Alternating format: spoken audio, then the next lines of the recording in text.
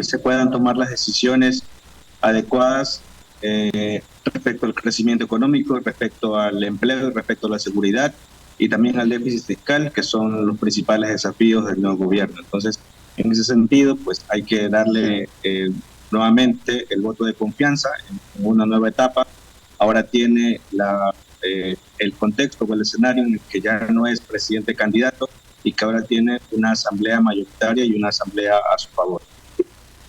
Economista, el presidente Noboa habló bastante de la deuda, pero asimismo habló también de la era que él espera que su gobierno sea la era de las más obras.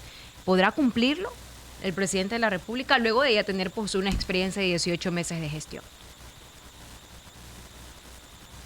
El tema de la obra pública, por ponerlo en esos términos, es que de momento no es posible, dada la situación financiera, dada la situación fiscal que atraviesa nuestro país.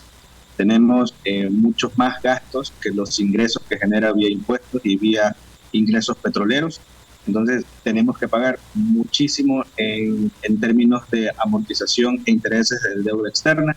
Entonces, si queremos obras de infraestructura, no es posible hacerlas mediante gasto público. Lo que tendríamos que hacer es delegar al sector privado mediante concesiones o mediante privatizaciones, pero no es posible de momento, dada la situación fiscal, hacerla mediante el tradicional gasto público. Habría que hacerlo con otras vías.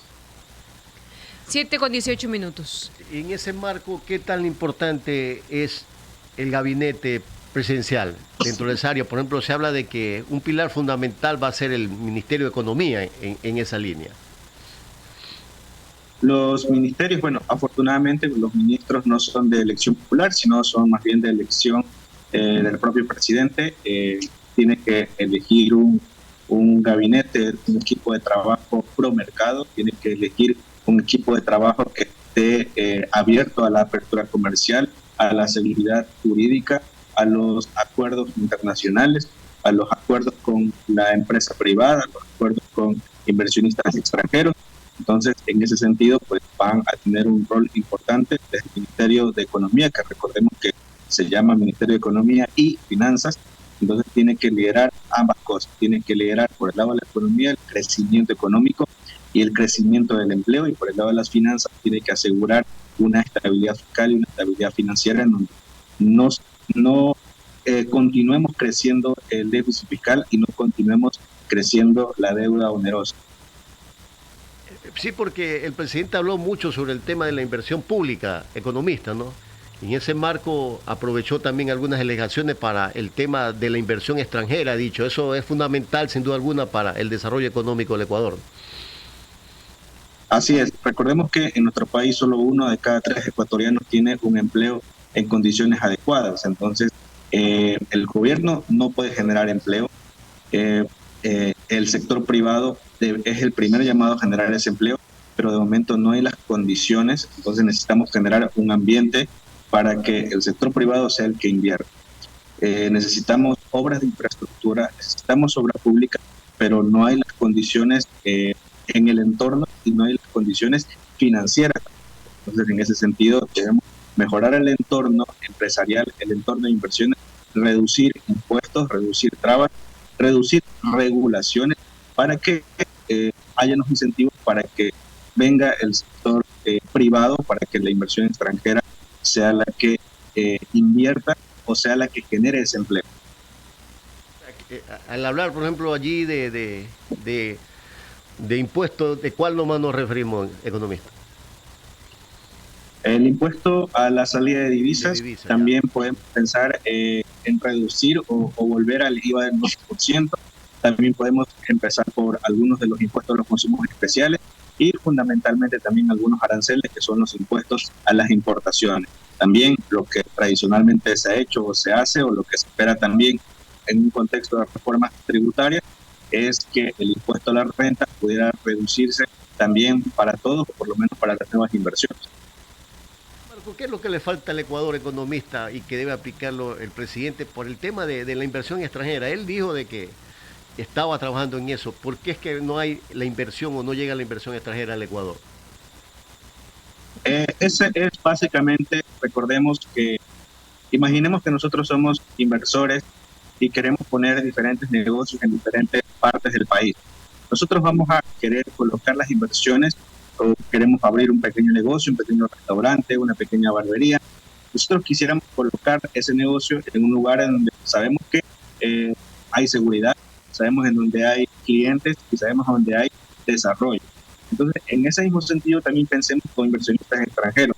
Y para que los capitales vengan a nuestro país, en lugar de que se vayan a Colombia, se vayan a Perú, se vayan a Chile, debemos pensar en qué es lo que tenemos positivo y qué es lo que podemos mejorar.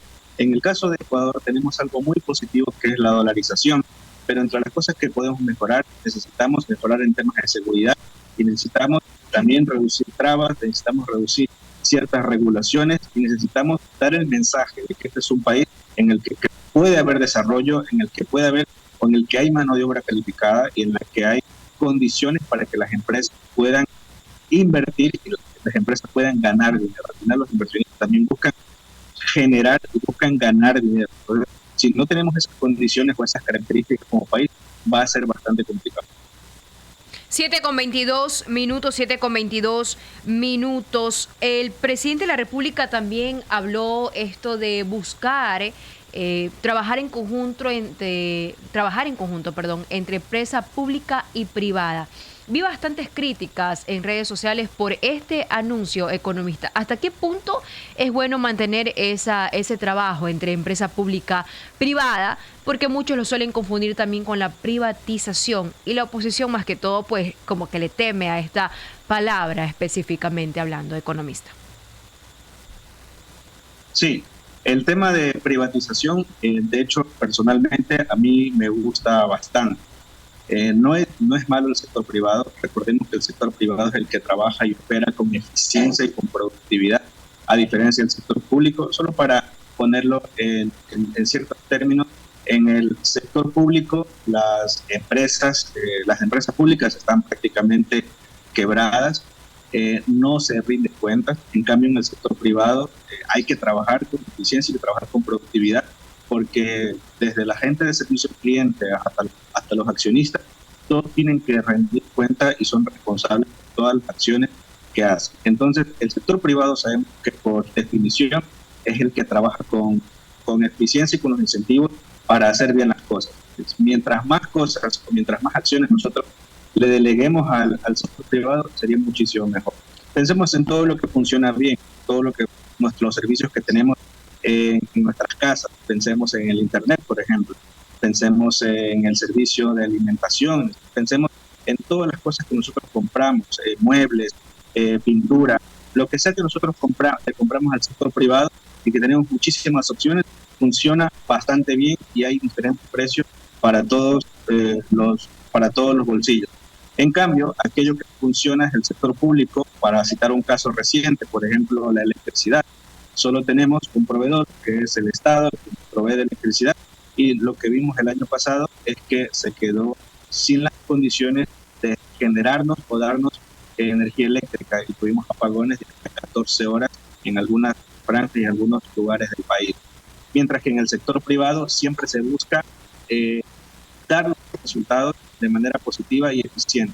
Entonces, retomando a la respuesta general a su pregunta, es bueno, es positivo los acercamientos al sector privado. Ojalá podamos delegarle muchas cosas. Además, que no hay las condiciones financieras para que el gobierno invierta o para que el gobierno gaste en todo lo que necesitamos, sino que necesitamos que también lo haga el sector privado mediante delegaciones, concesiones o privatizaciones, que debemos empezar a posicionar esa palabra no como algo negativo o como algo malo, sino más bien como una solución, como parte de las soluciones a los grandes problemas del país. 7:25 minutos. Y justo en esta parte, economista, aunque el presidente no lo ahondó en su discurso presidencial, él indicaba que promete un nuevo modelo eléctrico, pero que vaya apegado a la participación privada. Economista, justo con lo que usted analizaba en su última intervención. Sí, lo cual sería positivo. Ojo que, y algo que quizás me faltó puntualizar cuando hablamos de acompañar o trabajar de la mano del sector privado, y es que tiene que haber transparencia. Tiene que haber transparencia tenemos que eliminar también la corrupción y tenemos que pensar también en qué es lo mejor y más eficiente y más barato, pero a la vez de buena calidad para todos los ecuatorianos. Entonces sí, vamos a trabajar o que se trabaje de la mano del sector privado, pero con transparencia, con cero corrupción y buscando los mejores acuerdos para todos los ecuatorianos.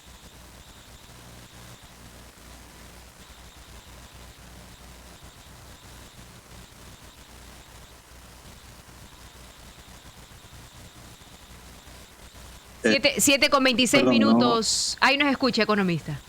Perfecto. Sí, ahora. ¿Qué le podemos decir en esta última ya parte de la entrevista al presidente de la República sobre retos económicos? ¿Cómo debe empezar este nuevo periodo el presidente en temas económicos? Economista Soledad, adelante. Sí, bueno, primero que desearle el mejor de los éxitos y recordar que, bueno, ya no es presidente candidato, ahora ya no estamos en campaña, se podría decir que en ese primer periodo estuvo en campaña permanente pensando en la reelección. Ahora vienen 4 años en los que, al menos inicialmente, no es una campaña política, ya podemos empezar a trabajar y ahora tampoco es cierto que de todos modos hay y habrá oposición política, pero cuenta con una asamblea mayoritaria, cuenta con un equipo de trabajo elegido por él mismo, en este caso también la vicepresidenta. Entonces ahora tiene las condiciones y tiene las herramientas para tomar buenas y mejores decisiones. ¿Cuáles serían estas buenas decisiones? Pensar en atraer inversión local y extranjera, pensar en reducir trabas, reducir impuestos, mayor apertura comercial, mayor apertura a los mercados internacionales, pensar también en reducir el gasto público para reducir el déficit fiscal y, en fin, pensar en el crecimiento económico, pensar en el crecimiento del empleo y en el bienestar de todos los ecuatorianos. Perfecto, 7:28 minutos. Le agradecemos al economista Hans Soledispa, analista económico, sobre la posesión del presidente Noboa y retos económicos en este nuevo periodo 2025-2029. Gracias, economista, por su valioso espacio el día de hoy. Excelente día. Muchas gracias. 7:28 minutos, 7:28 minutos, Oiga, Galito. aquí me escribe don Julio, dice... ¿Qué pasó? Dele. Oiga, la gente no le gustó, dice, porque el presidente habló en alemán. Esto también, porque habló en alemán, también lo criticaron a don Danilo. Sí, conoce, sabe muchos idiomas. ¿No? Aparte, que se ha preparado, él, si no me equivoco, se graduó en claro, el colegio alemán Humboldt, creo, ¿verdad? Entonces conoce, o será porque dijo allí, guarden lágrimas para el 2029 porque les volveré a ganar. ¿Será eso que le disgustó a alguno? Lo dijo en alemán. Galito está aprendiendo, dice, para comprenderle bien al presidente. Es que, oiga, todos nos quedamos así. ¿Qué carajo? ¿Ah? Los que no sabemos alemán, pues por ejemplo el abogado sabe más o menos alemán. El abogado Luis siempre viaja a Alemania. Escucharon al presidente, sí, pero ¿qué dijo en alemán? No le entendemos.